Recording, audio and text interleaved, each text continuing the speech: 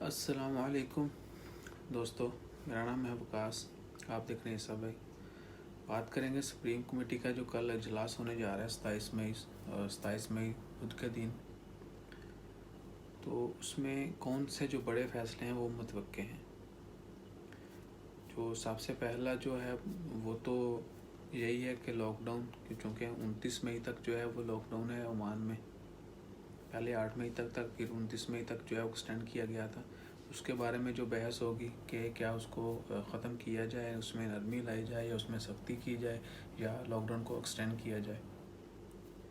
ایک تو یہ ہو گیا. دوسرا چیک پوائنٹس جو ہیں کیا ان کو ختم کیا جائے گا جو مترا ہمریا روہی میں ہیں، ان چیک پوائنٹ کو ختم کیا جائے گا، کیا کیا جائے گا. تو یہ ساری چیزیں لاک ڈاؤن کے حوالے سے جو ہے جو آئسولیشن اور چیک پوائنٹس اور زیر بحث ہوں گی.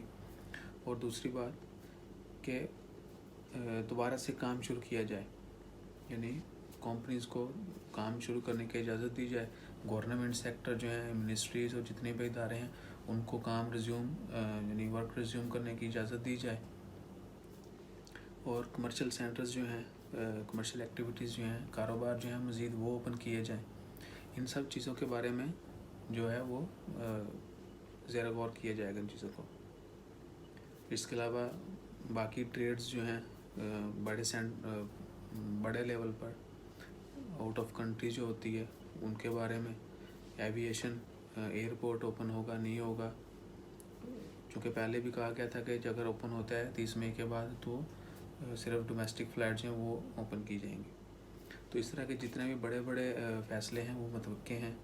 تو آپ سب دوستوں سے گزارش ہے کہ دعا کریں، جو بھی ڈیسیژن ہو، جو بھی فیصلہ ہے وہ ہمارے لیے اچھا ہو، ہماری بہتری کے لیے ہو اور اس میں ہم سب کی بھلائی ہو.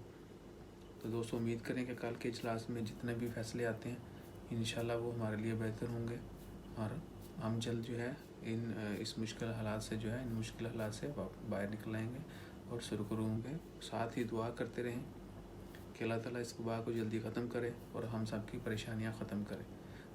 جو لوگ وفات پا چکے ہیں اللہ تعالیٰ ان کی مغفرت فرمائے اور جو لوگ بیمار ہیں ان کو جلد صحت یاب کرے. دوستو چینل کو ضرور سبسکرائب کیجیے گا. کل جو ہی فیصلہ ان کا آتا ہے، جو بھی ڈیسیژن اور کانفرنس کے بعد جو ہے اور پریس ریلیز ہوتی ہے، جو فیصلے ہوئے ان کے بارے میں ہم آپ کو امیڈیٹلی اپڈیٹ کریں گے. اپنا خیال رکھیے. تب تک دیجیے مجھے اجازت. اللہ حافظ.